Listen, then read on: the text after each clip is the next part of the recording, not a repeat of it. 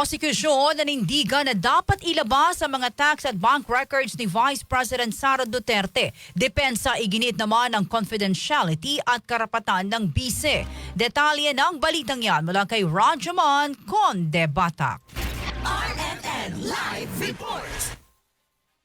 Nanindigan ng House Prosecution Panel na dapat mapasabtina at mailabas sa mga tax records, AMLAC records at bank accounts ni Vice President Sara Duterte at ng kanyang asawang si Atty. Mans Carpio. Sa Day 6 ng impeachment trial ay nag-deliver ng kanilang mga oral arguments tungkol sa pagpapasabtina ng mga tax records at bank accounts ni VP Sara, kung saan si Congressman Chel Diokno ang naglatag ng mga argumento sa prosekusyon, habang si Atty. Michael Poa naman sa panig ng depensa. Sa argumento ni Diokno ay ginit niya na ang hiling ng prosekusyon ay mailabas ang buong katotohanan sa pamamagitan ng pag-i-issue ng subpoena ducis tecum sa mga tax records, bank accounts, AMLAC records ni VP Sara na magpapatunay sa mga alegasyon sa Article 2 o ang unexplained wealth ng Vice Presidente. Ipinunto ni Diokno na pinayama ni VP Duterte ng labis-labis ang kanyang sarili habang ito'y nasa katungkulan sa gobyerno at may mga ari-arian na hindi idineklara sa kanyang SALN. Sinabi ni Diokno na binigyan ng konstitusyon ng extraordinary powers ang impeachment court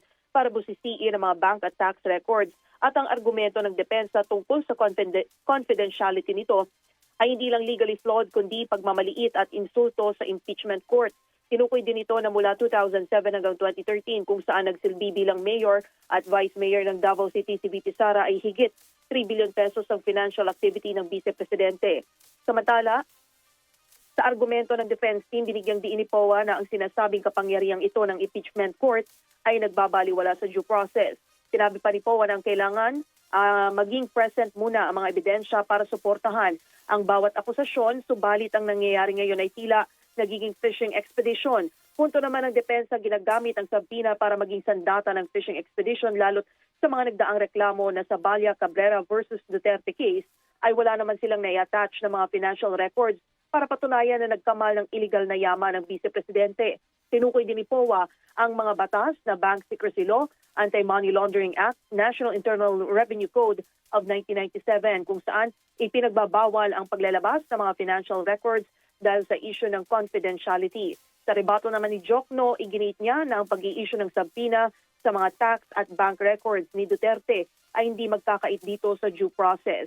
Gayon naman, sa rebuttal naman ni Poa, iginit niya na hindi dapat ipagkait ang proteksyon sa isang individual na ibinibigay ng batas. Samantala, dagdag lamang, bago mag-alas 6 ngayong hapon ay tinapos na ang Day 6 ng impeachment trial ni Vice President Sara Duterte.